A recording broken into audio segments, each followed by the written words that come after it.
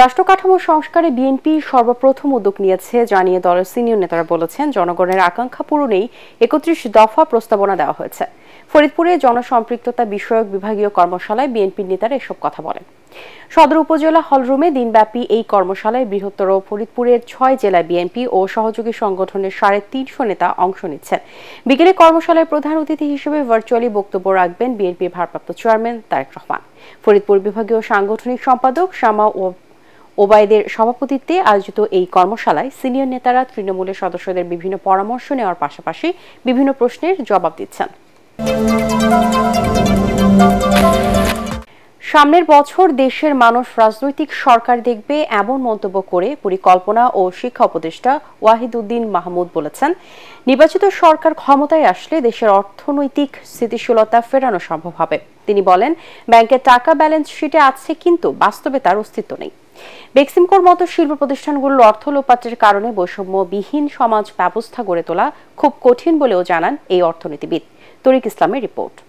বিভিন্ন বড় বড় কোম্পানির সব টাকা বাইরে চলে গেছে, যেখানে ব্যাংকের মানুষের টাকা ব্যাংকে আছে, কিন্তু ব্যাংকের সব টাকা বাইরে চলে গেছে, কিন্তু সেই টাকা তো মানুষের। বড় বড় শিল্প, বেক্সিমকো শিল্প ইন পার্টিকুলার, এগুলোর সব ব্যালেন্স শিট এখন দেখা যাচ্ছে, এগুলোতে ব্যালেন্স শিটে অনেক টাকা আছে, কিন্তু আসলে কোনো দেশের ভিতরে কোনো রিসোর্স নাই। And where will that money come from? নির্বাচনী রোডম্যাপ ঘোষণা করলে জনগণ নির্বাচনী মুখী হবে, তখন পরাজিত শক্তির আর কোনো ষড়যন্ত্র কাজ করবে না বলে মন্তব্য করেছেন ডক্টর খন্দকার মোশাররফ হোসেন। সংস্কারের কথা বলে অনির্দিষ্ট সময়ের জন্য ক্ষমতায় থাকলে ষড়যন্ত্র ও অস্থিরতা আরও বাড়বে বলে দাবি করেন তিনি।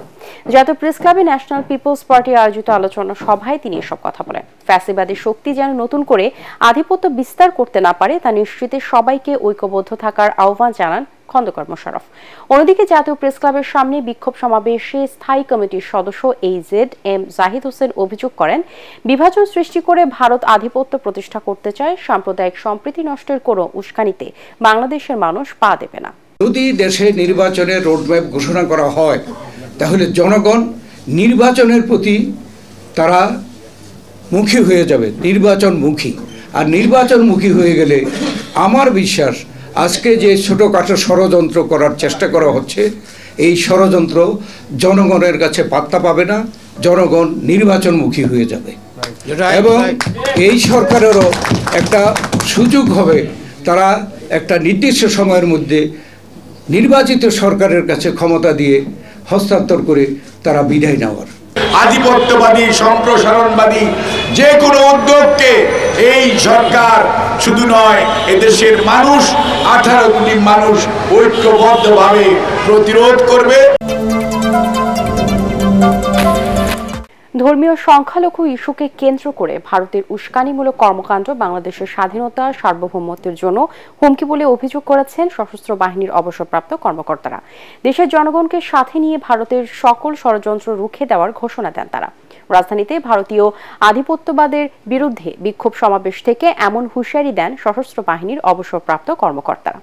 তারা বলেন, বিগত সরকারের নেওয়া নতজান পররাষ্ট্রনীতি এদেশের জনগণ আর কখনোই মেনে নেবে না। জি, বাংলাদেশে ভারতের দূতাবাস ও ভিসা অফিসের নামে অনেকগুলো অফিস কার্যকর আছে। আমরা ধারণা করি এই সমস্ত অফিস গোয়েন্দা বৃত্তি ছাড়া আর বিশেষ কিছু করে না। আপনারা বাংলাদেশ সেনাবাহিনী যেটা দেখেছেন ৭২ সালের, সেই সেনাবাহিনী এখন আর নাই। আমরা এখন যুদ্ধোপযোগী এবং যে কোনো শত্রু মোকাবেলায় প্রস্তুত। খুনিরা নতুন করে ফিরে আসছে, নতুন করে গল্প লিখছে বলে অভিযোগ করেছেন বৈষম্য বিরোধী ছাত্র আন্দোলনের সমন্বয়ক ও জুলাই স্মৃতি ফাউন্ডেশনের সাধারণ সম্পাদক সার্জিস আলম। চট্টগ্রাম জুলাই স্মৃতি ফাউন্ডেশনের উদ্যোগে জুলাই গণ অভ্যুত্থানে শহীদ পরিবারকে আর্থিক সহায়তা প্রদান করতে গিয়ে তিনি কথা বলেন। সার্জিস আলম বলেন, যারা পতিত স্বৈরাচার আওয়ামী লীগকে পুনর্বাসন করতে চায়, তাদের বিরুদ্ধে দ্বিতীয়বার রাজপথে নামতে ও জীবন দিতে প্রস্তুত ছাত্র সমাজ। আমাদের জীবনের সবটুকু দিয়ে আপনাদের পাশে থাকবো। শুধুমাত্র একটি জিনিস মনে রাখবেন, এই বাংলাদেশে যে কেউ যে কোনো ফরম্যাটে যদি বিন্দু মাত্র ওই খুনি হাসিনার আবার এখানে দোসর হিসেবে কাজ করে, যদি এজেন্ট হিসেবে কাজ করে, হোক দেশের হোক বাইরের, আমরা এই বাংলাদেশে আবারও একসাথে নেমে তাদেরকে সবাই প্রতিহত করব। দেশে জাতীয় ঐক্যের নামে জাতীয় অনৈক্যের সূচনা হয়েছে বলে আশঙ্কা প্রকাশ করেছেন জাতীয় পার্টির চেয়ারম্যান গোলাম মোহাম্মদ কাদের। রাজধানীর বনানীতে দলটির চেয়ারম্যানের কার্যালয়ে সংবিধান সংরক্ষণ দিবস উপলক্ষে আয়োজিত আলোচনা সভায় তিনি কথা বলেন। তিনি অভিযোগ করেন 50% মানুষকে জাতীয় ঐক্য থেকে দূরে রাখা হয়েছে। শক্তিশালী রাজনৈতিক দলগুলোর কাছে জিম্মি হয়ে আছে অন্তর্বর্তী সরকার বলেও মন্তব্য করেন GM কাদের। মামলার ভয় দেখিয়ে দলের নেতাকর্মীদের হয়রানি ও নির্যাতন করা হচ্ছে উল্লেখ করে তিনি আরো বলেন, সাংবিধানিকভাবে মিটিং মিছিল করার অধিকার থাকলেও তা থেকে বঞ্চিত জাতীয় পার্টি। সকল দলের অংশগ্রহণে অবাধ ও নিরপেক্ষ নির্বাচন চায় দলটি। একটা সৃষ্টি করা হয়েছে, ওনারা কাউকে নিচে নামিয়ে দিচ্ছেন, কাকে উপরে রাখছেন। কাজে একটা বৃহৎ অংশ, 50%-এর বেশি অংশকে ওনারা এই ডায়ালগের বাইরে রেখেছে। এই জনসমষ্টিকে রিপ্রেজেন্ট করছে যারা, বা যেই জনসমষ্টির কোনো রিপ্রেজেন্টেশন না রেখে তারা এই ঐক্যের ডাক দিয়েছেন। এটাতে করে আমি মনে করি যে একটা জাতিগতভাবে আমাদের মধ্যে একটা ভুল বোঝাবুঝি, অবিশ্বাসের সৃষ্টি হয়েছে। কাউকে যদি আপনি অবিশ্বাস করেন তাহলে সে আপনাকে অবিশ্বাস করবে। কাউকে যদি আপনি ঘৃণা করেন সে আপনাকে ঘৃণা করবে। কাউকে যদি আপনি নিশ্চিহ্ন করতে চান সে আপনাকে নিশ্চিহ্ন করতে চাইবে। এটি হলো স্বাভাবিক নিয়ম।